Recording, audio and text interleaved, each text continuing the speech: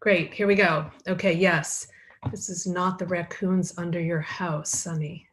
All right, my friends, here we go. This is a talk on perspective taking, and it is January 22nd, 2020. How crazy is that? It's 2020.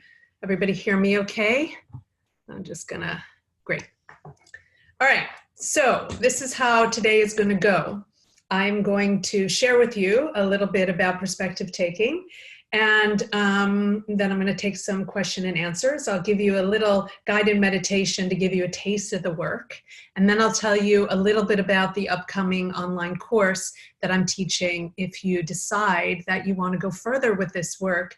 Super excited to have you all on the call today. Some of you I know well, and many of you are here for the first time. So I want to welcome you. This is a great introduction to me and the work. And I basically have two objectives today. One is to share with you about this work and to orient you. Like, what is the objective of this work in general?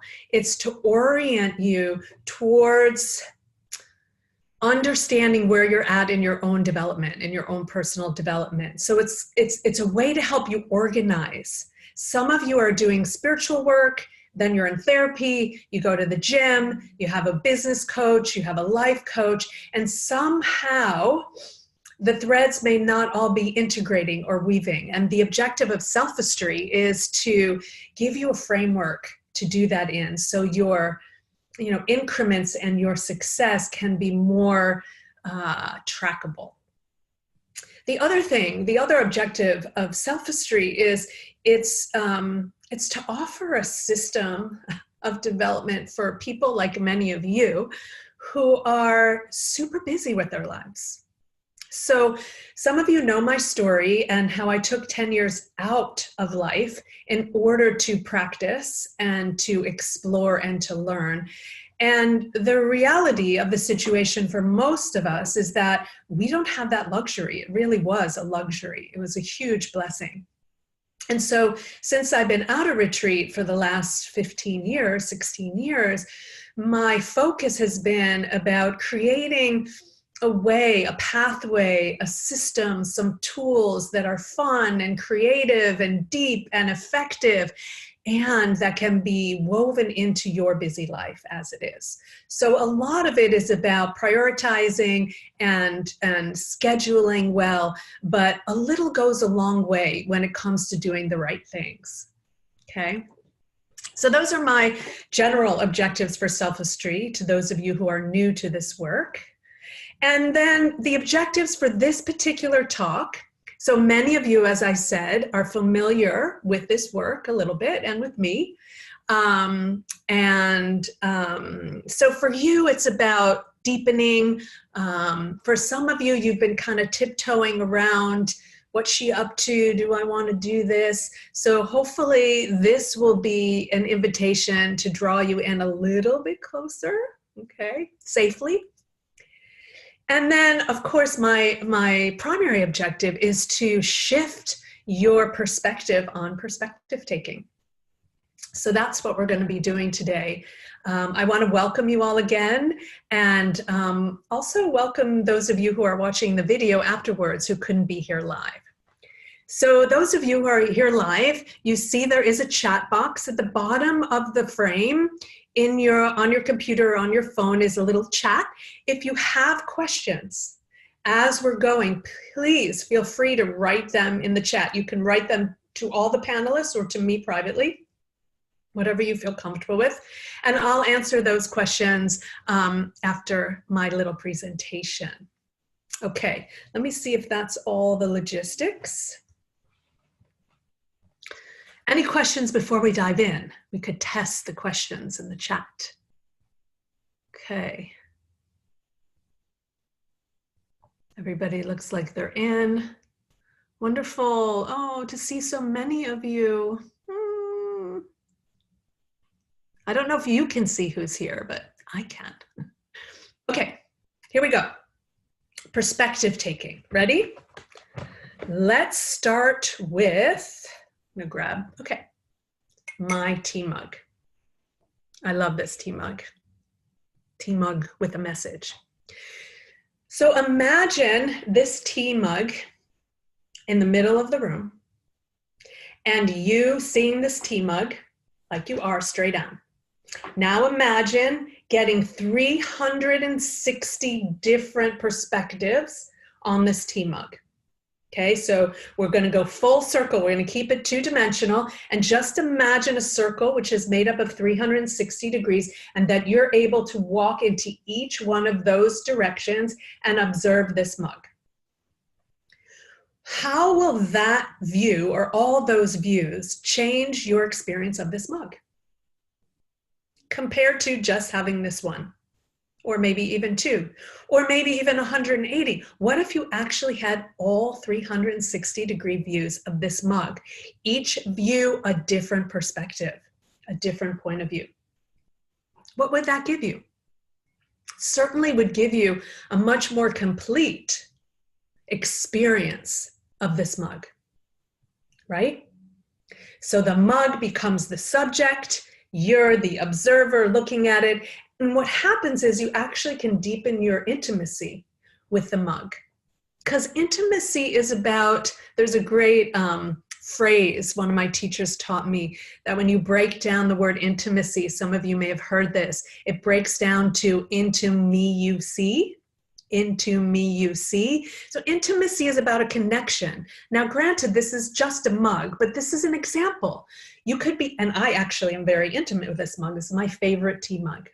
I know the way it feels in my hands. I know how to warm it well. I know how much tea to make for it. I know how much honey I like in this size cup. So I have a lot of experience with this cup, and every perspective I take on it deepens my understanding of that object. Okay? So now imagine the mug is a car accident. And you're standing on the corner of a busy street in wherever you're from, New York, San Francisco, Los Angeles, or even just in your small village, your small town. Imagine you're standing on a corner and you observe a car accident. Now you're going to have one perspective from where you're standing, right?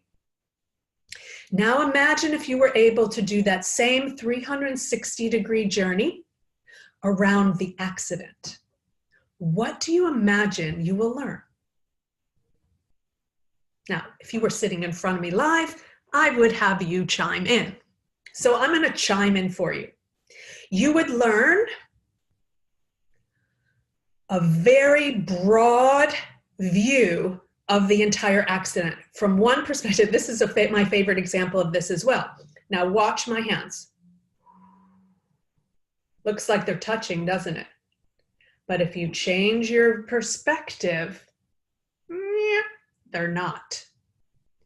So perspective is a tricky thing because every place we move to, we're going to see something slightly different. Our brain's going to want to put it all together, and we'll get to that in a moment.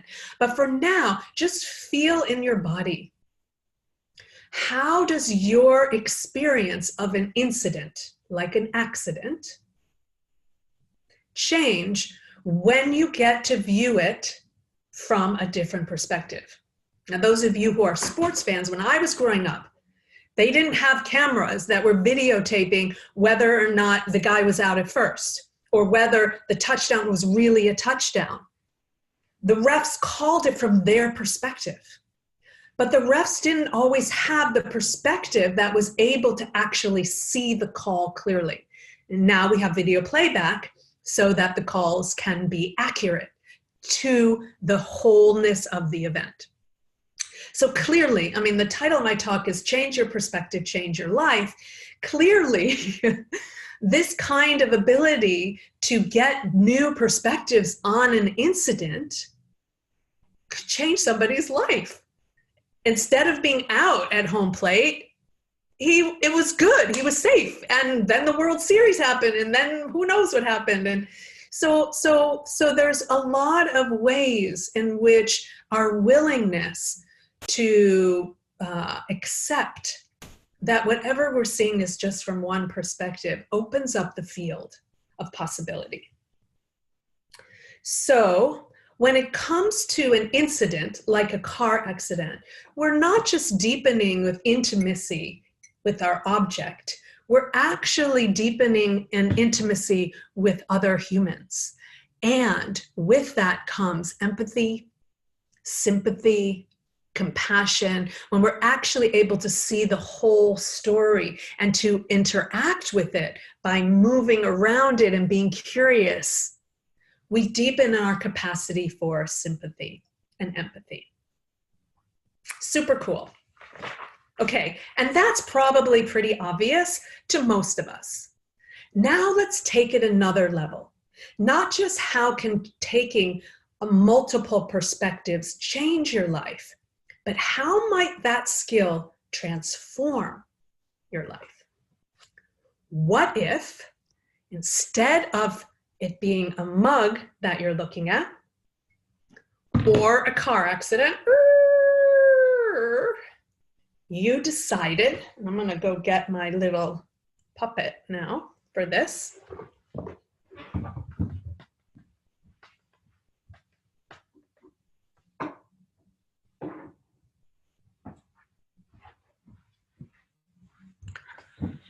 This is Rosie. Hi, everybody. What if you were able to take yourself, and Rosie's going to represent you right now, put you in the middle of the room, and you were able, let me put my little mic back on so I don't lose you. What if you were able to put yourself in the middle of the room and then get perspective on yourself? Okay, just sit with that. Just sit with that for a moment, okay? Imagine you're Rosie in the center and you're Rosie walking around yourself and observing yourself. Okay, this is a bit of a jump, right? It's a little bit of a magical, or see if I can find a place for her to rest where you can still see her. She's in my lap, but you can just see her little fuzzy ponytails. So the invitation here is to get outside of yourself and see yourself. All right, let's stop here for a moment and really, really consider this, because this is something that philosophers and mystics, it's a quandary we've been in for eons, which is we can never actually see ourselves. Right? We can never actually get out of ourselves and see ourselves. Now we have mirrors. This camera is now, I'm actually looking at myself talking to you. So I can see myself, but I can never really get outside of myself and observe myself. But what we're talking about here is developing a skill where you actually can do that to the degree that it can transform your notion or experience of selfhood, which means you're transforming who you are. All right, let me unpack that a little bit. Let me give you an example, okay? So here you are in the middle, and what you're doing is you're expanding your awareness to get outside of yourself, to look back in yourself. And we'll talk about in a moment one way of doing that, which is through meditation, and I'll give you a little experience of it. But right now, if you can, here I can draw you a little picture.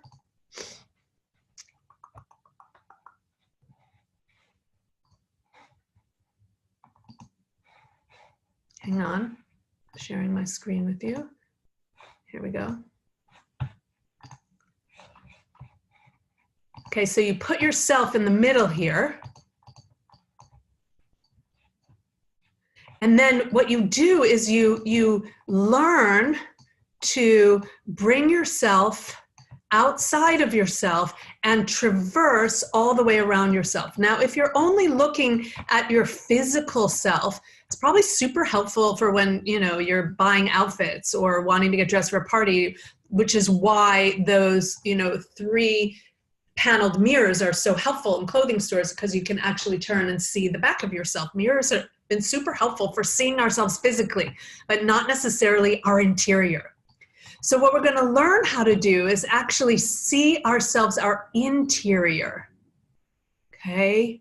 Not just our exterior. And what we want to do is understand when we're looking at our interior, what are we looking at? Well, we're looking at thoughts. We're looking at feelings. We're looking at beliefs. We're looking at desires. We're looking at habits. We're looking at, what else are we looking at? We're looking at stories, you could call them. We're looking at our genetics, our genetic expression, right? Interiorly. What else are we looking at? We're looking at our unconsciousness. You get the picture. Like our interior is super, I mean, it's filled, right? It's filled with stuff, okay? So what we're trying to do is, not what we're trying to do, what we're going to do is step outside of ourselves and view all of this interior. Now, here's the thing. When we do this, how do I want to say this? When we do this, it's super important. I'm going to give you an example in a moment. It's super important that we really develop the self that is observing. Okay, let me tell you why. I'm going to give you an example. A few weeks ago, I got a call from a young woman, let's call her Ellen, right? So Ellen has been married for, I think, 14 or 15 years. She has 2 teenage children, and about 2 years ago, things started going awry in her marriage. And she tried to work it out with her husband, and they went to therapy, but it wasn't quite working. And somehow in the process of that, she went online and she started looking for something else. So fast forward to now, the something else actually manifested, and now she's torn between the husband who's saying he does want to work on the marriage and himself, whether he really does or not is obviously we need to take a 360 look at him, right? And the guy, the new guy, who's offering all these promises of a fulfilling life in the future. And then there's the kids, and then there's all sorts of other factors involved. So what I'm inviting Ellen to do is to get outside of herself, to see these desires in her, the desire to be married, the desire to stay with her husband, the desire to be a good mother, and the desire to be free, the desire to have a new sexual experience, the desire, all of these live inside of her. And what we do in Self-History is we give each one of those desires their own storyline and their own thread and their own sense of selfhood. So what I was saying to her is, oh, there's an Ellen who loves her husband and wants to stay married. Oh, and then there's the Ellen who wants to leave her husband because he's a jerk. Oh, then there's the Ellen who has compassion for her husband, who doesn't know if she wants to leave or stay because he's a good guy and he's kind of trying. And oh, then there's Ellen who's raising these 2 teenagers, and her parents got divorced when she was a kid, and she really doesn't want to do that to her kids, but she also wants to model for them what it means to stand for what you want and have that freedom. And she, you know, there's an Ellen that feels like she deserves the kind of attention this new guy is giving her. So she's a mess. She's a mess. And here's what she's doing in her messness. She's ping-ponging back and forth from, should I stay? Should I go? So what she's doing is, should I stay? Yes, I should stay. I want to stay. Oh my God, I want to go. I want to go. She has no objectivity. She has no objectivity. She has moments where she can pop out, but really the only places she's popping is between one and the other.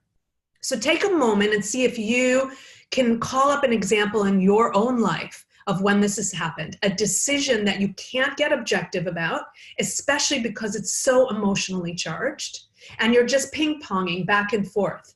I want this, no, I want this. Oh, I can't do this because then I'll lose this. Oh, I can't do this because then I'll lose this, and you're paralyzed. And those of you who know my story also know that that kind of conundrum was the beginning of my exploration and my journey, when I was having to make the decision between having a child with a man that I didn't love and having another abortion, and that devastating me. I didn't even consider the option of adoption. I don't know why, it just wasn't in my field, but I was ping-ponging back and forth. I can't do this and I can't do this. I want to do this and I want to do, I can't do, and it's paralyzing. So poor Ellen, right? So what I said to Ellen, she was basically saying to me, which one do you think is the right decision? Should I stay or should I go? And I said, neither or both.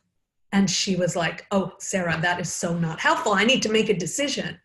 And what I said to her was, all I can offer you is a way to fully step back and see both of those Ellens and all the other ones that are there as well. And she just looked at me like, huh? What do you mean other ones? And I said, well, sweetie, I'm sure there's an Ellen that's in there that doesn't want either of those guys, right? I also bet there's an Ellen in there that knows she can figure out how to have both. Meaning what she's truly longing for from each of those relationships, she can access in herself or in other relationships or through those relationships over time.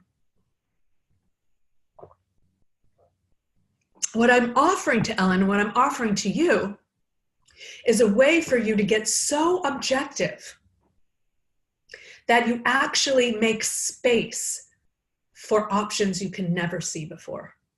When options get collapsed to either or, and there's only two, so you're only on 2 points in that 360 degrees of the circle, you're only going to ping pong. And if you look for perspective from another self inside the system, you're not going to have real objectivity, because selves inside the system of you all have an agenda. They all have a desire, they all have a longing, they all have a mission, they all have a purpose. Most of them are hell-bent to manifest it. And the only one that doesn't is what we're calling the witness in self-esteem. It's a self inside, it's a very special self inside that has sincere and pure objectivity, which means its only agenda is for the wholeness, the integration, the beauty of the system of you. So,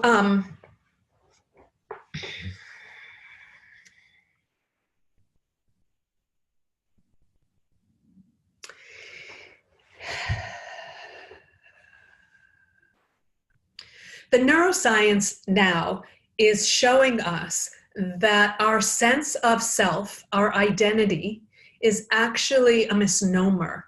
We feel, and I'll say it this way, Sarah feels like Sarah with all these desires. But truly, the Sarah that I identify as is just a bunch of disparate neural pathways firing like crazy. And I put them together, the brain puts them together, our neurophysiology puts them together in a way that makes us feel whole. That makes us feel like, okay, I'm Sarah, I know I got my shit together, I'm good. Whereas what I'm suggesting that we do is intentionally disrupt that sense of selfhood. Intentionally disrupt it by recognizing that that sense of selfhood is not the whole story. It's only partially true. And I liken it to the Copernican revolution, which was when Copernicus came along and said, hey, you guys, guess what? Guess what? The earth revolves around the sun, not vice versa. And people screamed and cried and they said, what are you talking about? Look, you jerk. I see the sun rising. I see it moving through the sky. I watch it every day. I watch it set. The sun is clearly revolving around us. And once we had the perspective that actually the earth is rotating on its axis, which we couldn't see because we were so in it, right? And that the earth is actually revolving around the sun, it wasn't until we got that perspective that we were able to actually know for certain, whoa, oh my God, our experience isn't telling us the truth. And actually, it is telling us the truth of our experience. I still have the sensation that the sun is rising and setting. What Copernicus said did not eliminate my experience or the validity of that. But what it did is it made a bigger field for experiencing the relationship between the earth and the sun. Similarly, our experience of Sarah-ness or Jim-ness or Christine-ness or Heidi-ness or Adele-ness, all of these experiences of our selfhood don't disappear. But with this broader view that we are actually a bunch of neural pathways, we're a bunch of desires, we're a disorganized, chaotic mess that our neurophysiology does a miraculous job in pulling together and pretending we're one whole human being. When we bring in that information, the whole game changes. And here's how. We get expansive. We get to see, yes, my friends, we get to see the dark side of us as well as the light side. And from this point of view of the witness, there's no judgment that dark is wrong or bad and light is good and beautiful. It's depth. It's breadth. It's variety. It's a palette of different hues and values to make art out of. You will never talk to an artist, a real artist, and them tell you they get rid of all the dark in their palette because it's bad. On the contrary, it's the relationship between the darks and the lights that create an aliveness in the artistry that an artist makes. And I'm suggesting you be the artist of yourself. Selfistry, the artistry of the self. So what we want to do is expand our experience of selfhood. And I'm suggesting that if you center, okay, I'm going to say that again. If you put your center of gravity into the witness self, not all the other selves that are fighting over, should I stay married? Should I not stay married? Should I have the kid? Should I not have the kid? Should I be a doctor? Should I be a lawyer? Should I go here? Should I go there? All of these different competing and conflicting desires, which you're not going to get rid of because that's sunrise and sunset. They're all still going to be there and they become the art that you're going to make of. But if you can pull your attention back far enough and put your rosy selves in the center,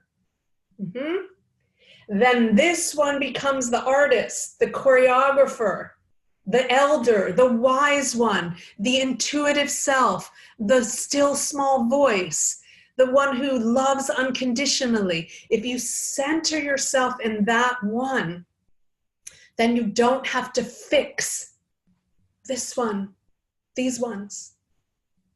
You get to make art out of them. Okay?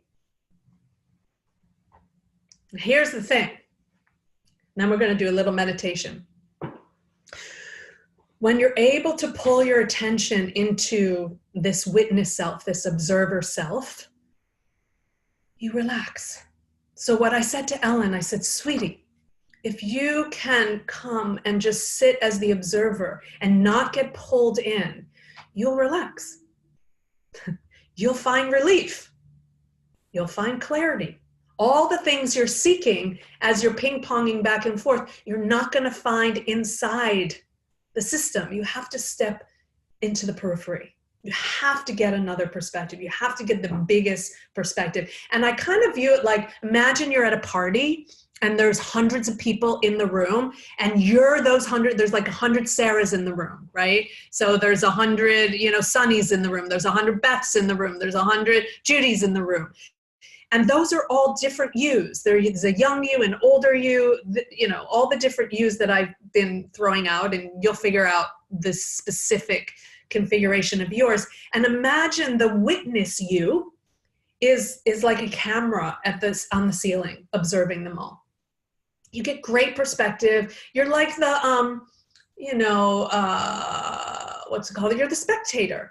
So you're not, listen, that one isn't invested in any one of them winning or losing. It's really invested in artistry. That's its only agenda. So that one is relaxed, it's regulated, and it trusts in a bigger story. And that piece of trust, we're not going to get to today, That's the realm of source and sophistry, where we heal our relationship with the mystery or the divine, which allows our artistry to really come forward in full force. And many of you have experienced that already.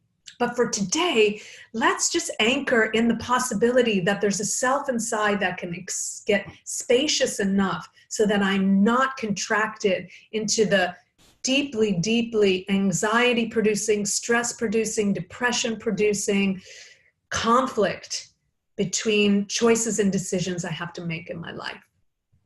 Okay, let me just scan my notes real quick. Go ahead, if you have any questions, you can, now would be a good time to type them in. Center of gravity. Okay. Let's do a little guided meditation to help you have an experience of this witness self. And in general, this witness self was cultivated through meditation practices and other mystical practices throughout history. And a lot of times the intention of this kind of meditation was to just escape and transcend and get out of the human experience. And what I'm suggesting in the sophistry meditation practice is that we're seeking that perspective, not so that we can escape or transcend, but so that we can then use that perspective and its connection to source, our connection to source, to inform how we engage our human beingness and our a more integrated selfhood. So wherever you are right now, I'm going to just scan through questions. So wherever you are right now, I'm going to invite you to just stop what you're doing if you're multitasking at all and just close your eyes for a moment.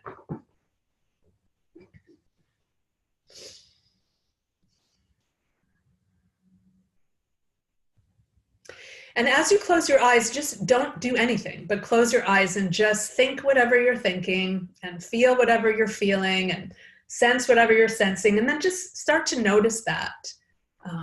You know, like I notice my heart is racing a little because I get excited when I teach, and then my mind is, I have all these thoughts about, oh shit, you forgot to say that, and when are you going to say that, or that was really nice the way that came out. And so just feeling all that. My knee has been aching a little today, so I'm noticing that sensation. So this is the kind of meditation that's similar to Vipassana for those of you who have done that modality. So you just want to scan what's going on. And it's good to sit still and be quiet because it eliminates so many other things that pull our attention and distract us from actually observing our interior.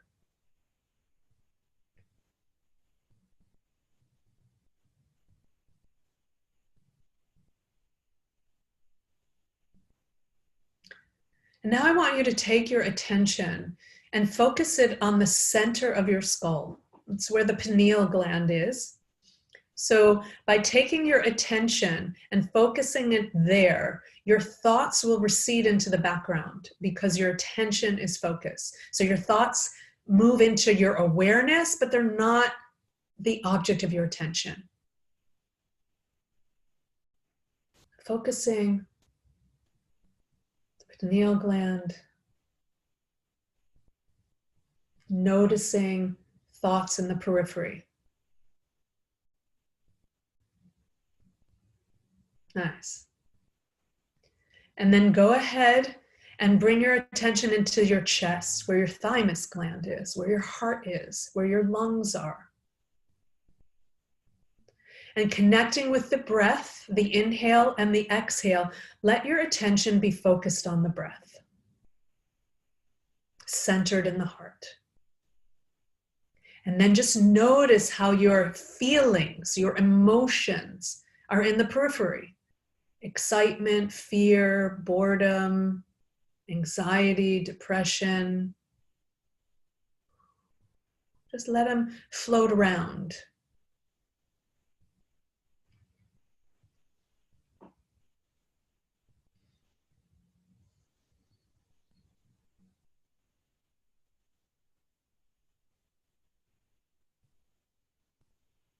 And then take your attention and just drop it into your hara, into the base of your belly, into your perineum, into your testes or your ovaries, so the base of your pelvis. If you're sitting on a chair, just feeling yourself anchored in the chair, connected to the earth. If you're standing, you'll feel it through the bottom of your feet. Mm-hmm.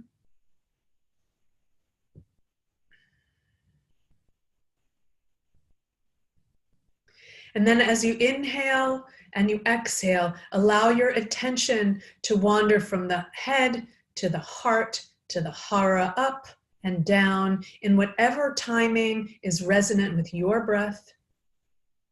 And continue to practice keeping your attention on the breath as your awareness expands to infinity. And all of your selves are floating out there like astronauts cut loose from their spaceship. See them, they're in the form of thoughts or shooting stars, they're in the form of feelings or sensations or memories or hopes or anything, everything. And you stay anchored in your breath.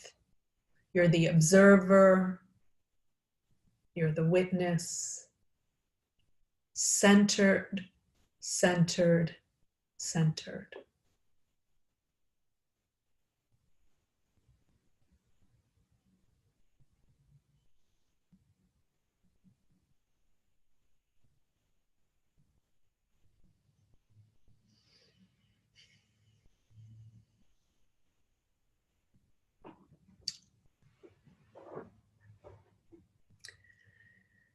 So bringing yourself back into the Zoom room, webinar room, that's just a taste of a very simple practice that you can do every day to begin to awaken this atrophied muscle. This muscle of this quality of self-awareness is not something that most of us were raised with. We're learning it as adults.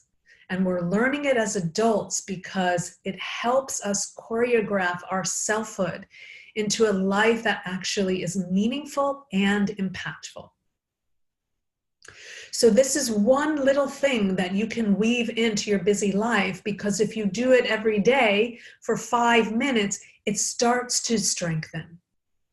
Now, what's super important with this is to remember that if you're doing any meditation out of context, without understanding what its intention is and how it will serve your sense of selfhood or your personal goals and aspirations, will continue to not yield the results that you want and or the results that it's intended for. So it's super important, whatever you're doing as far as spiritual practices, therapy, physical practices, medications, studying, all of these wonderful things that we bring into our lives to help us grow. It's important to understand them in a greater context of your development as a whole self. So this particular practice is specifically for growing the witness, which is the secret sauce in self-mastery, because it's the one where you get to relax, get centered, and get clarity around how to navigate your life. And Ellen will be able to see whether to stay in the marriage or whether to go as her next step. She won't necessarily have to have the final be all and end all and think, if I choose this, I'll never get this. If I choose this, I'll never get this. She'll see the whole field and she'll be able to make the very next step for her, the right step for her. Okay.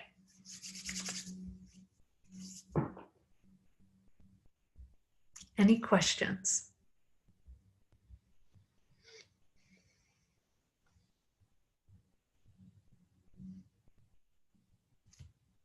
Well, good to know you've all hung in here for this. Thank you. Only one person dropped out of all the attendees. No questions. Come on, you guys. Was I that clear? All right, let me just scan my notes and see if there's anything else that I would want to underscore.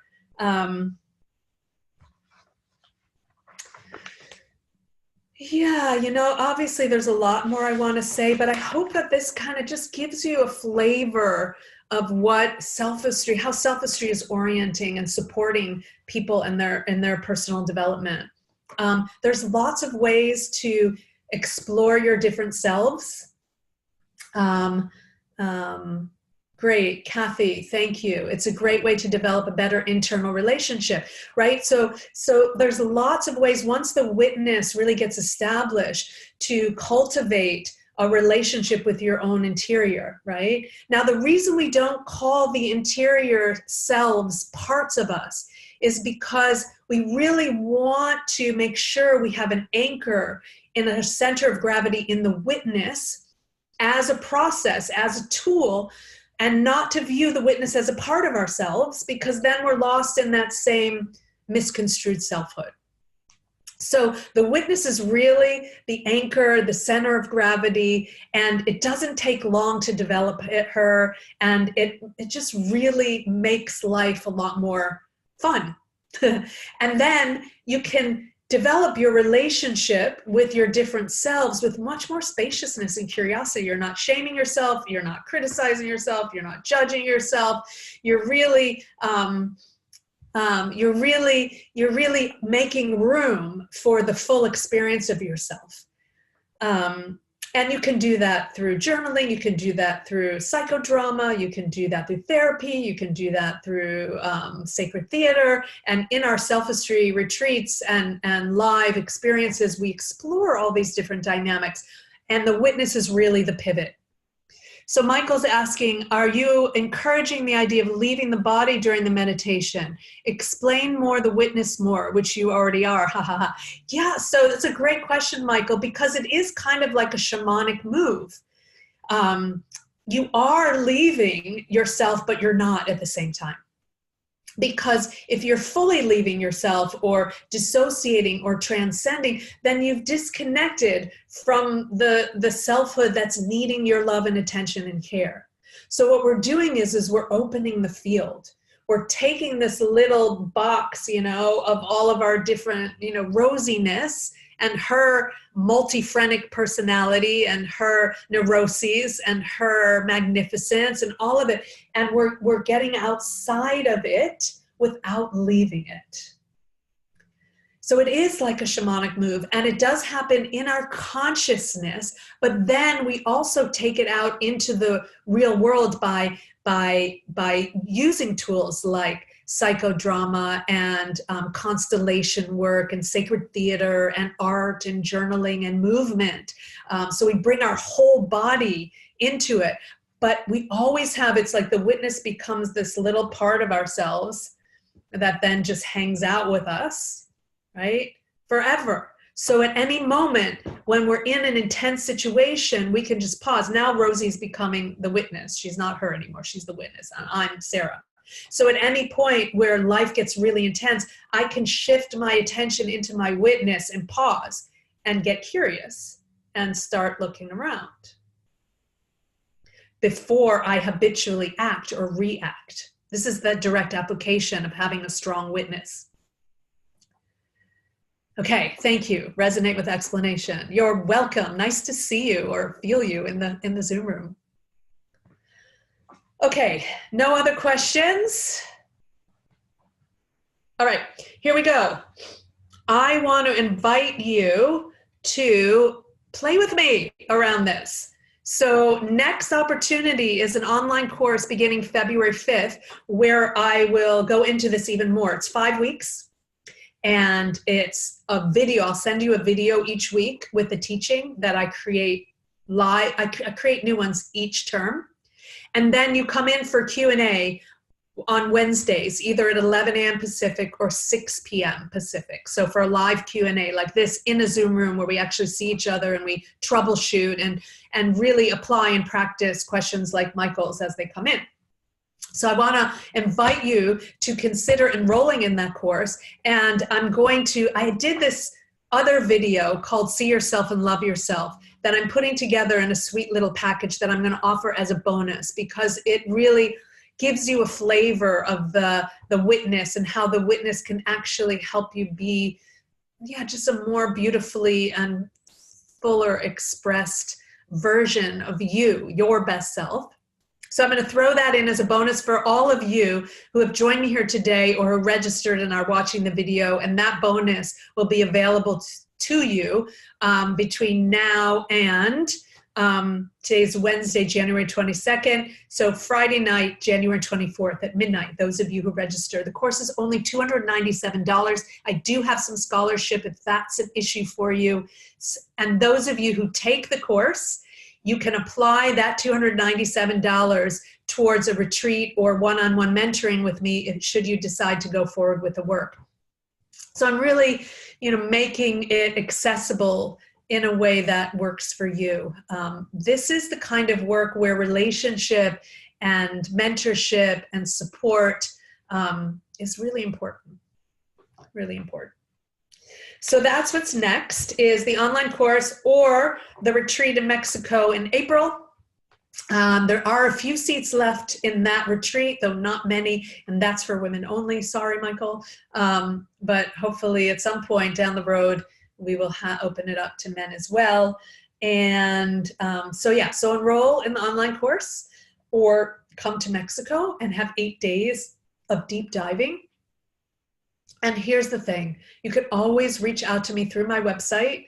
Just send me a note if you want to talk. Free consultations for a half hour, anytime, anytime.